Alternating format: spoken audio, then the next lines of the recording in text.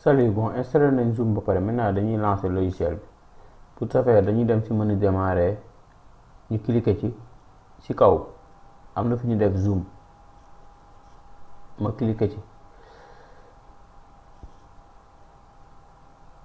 bon mu lancer ko nii la koy indee ci kaw dañuy wax rejoindre une réunion s'inscrire wala connexion li ñuy njëkk def mooy dañuy inscrire dañuy cliquer ci s'inscrire.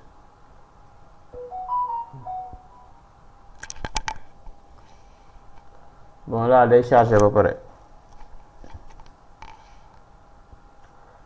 bon privilège yi ñoo nekk nii pour les comptes basiques la première chose à faire dañuy dugal suñu année de naissance. Bon supposons que je vais mettre 1995 day vérifier ndax majeur la wala duñu majeur. Bon partie bii dañuy def adresse électronique bon adresse boo xam ni c'est fonctionnel parce que moom la ñuy dem récupérer après. Bon pour ce faire je vais mettre récup compte.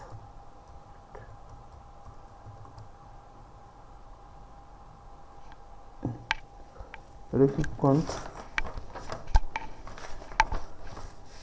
400.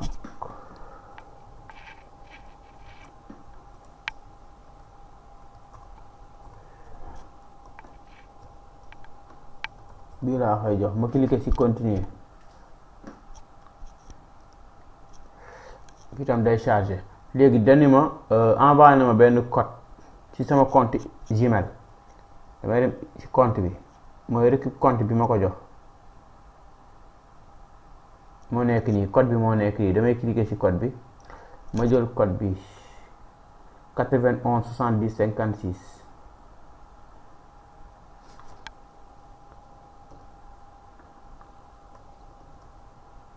91 70 56 ma cliquer ci vérifier bon mu laaj ma non bon je vais mettre univers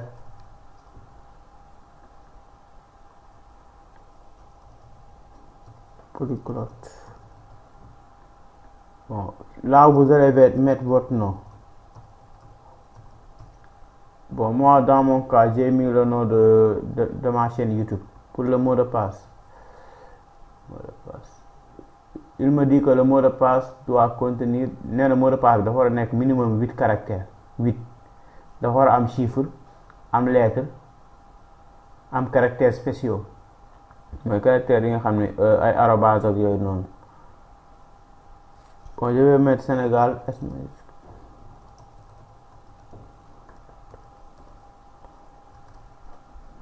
Je clique sur continuer. dugal naa mot de passe bi parce que dafa ma exiger dafa ma jox ay exigence par rapport ak mot de passe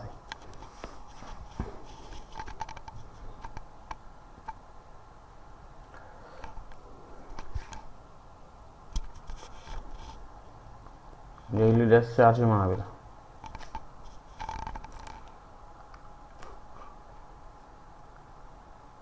Voilà mu ne ma léegi pour ma démarrer configuration expérience ma cliquer sur démarrer suivant simplifier la programmation partie bi mën naa ko sauter en attendant ensuite ma cliquer c'est parti.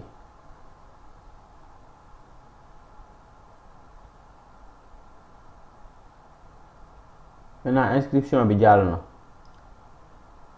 Bienvenue dans Zoom Clip inscription bi jàll na léegi li des mooy damay dem connecté wu bon pour ce faire il faut ma def ko ci beneen vidéo.